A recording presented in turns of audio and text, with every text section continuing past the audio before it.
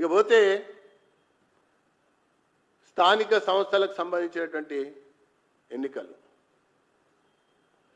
ప్రతిరోజు కూడా కాంగ్రెస్ పార్టీకి సంబంధించినటువంటి సిడబ్ల్యూసి మీటింగ్ అయినా ఒక బహిరంగ సభ అయినా లేదా ఒక పార్టీకి సంబంధించినటువంటి ఒక కార్యక్రమం అయితే ఒక చేతిలో ఒక చిన్న పుస్తకం రాజ్యాంగ పుస్తకం పట్టుకుని తిరగటం మేము రాజ్యాంగ పరిరక్షణ కొరకు ఉన్నామని చెప్పని ఈ మధ్య ఒక కమిటీ కూడా వేసుకున్నారు వాళ్ళు రాష్ట్రంలో రాజ్యాంగబద్ధంగా స్థానిక సంస్థలకి విధిగా ఎన్నికలు జరపాలని చెప్పని కేంద్రం మార్గదర్శక సూత్రాలు అన్ని రాష్ట్రాలకు పంపిస్తే దేశంలో ఉన్నటువంటి అన్ని రాష్ట్రాలు దాన్ని అమలు చేస్తూ స్థానిక సంస్థలకి నిర్ణీత గడువులో ఎన్నికలు నిర్వహిస్తూ వస్తూ ఉంటే ఈ రాష్ట్ర ప్రభుత్వం మాత్రం 18 నెలల పాటు గ్రామాల్లో పాలన పడకవేసింది నగరాలు మురికి కూపాల్లో మారినాయి ఎక్కడ వేసిన గొంగలి అక్కడే ఉంది కేంద్రం నిధులు ఇస్తేనే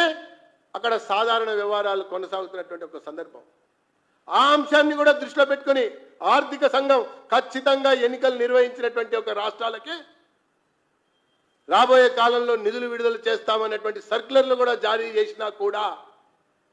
కళ్ళు తెరవని ప్రభుత్వం మొద్దు నిద్ర లేవని ప్రభుత్వం ఈ రేవంత్ రెడ్డి ప్రభుత్వం 3 నెలల మట్టి ఇదిగో ఎన్నిక అదిగో ఎన్నిక అదిగో ఎన్నిక అని మాట్లాడుతూ ఉన్నారు ముందుగా తెలంగాణ గ్రామీణ ప్రాంతానికి ముందుగా తెలంగాణ నగరాల్లో ఉన్నటువంటి పౌరులకి ముఖ్యమంత్రి రేవంత్ రెడ్డి క్షమార్పణ చెప్పి స్థానిక సంస్థల ఎన్నికల షెడ్యూల్ని ప్రకటించాలని చెప్పని భారతీయ జనతా పార్టీ డిమాండ్ చేస్తూ ఉన్నది 6 గ్యారంటీలు చూపించి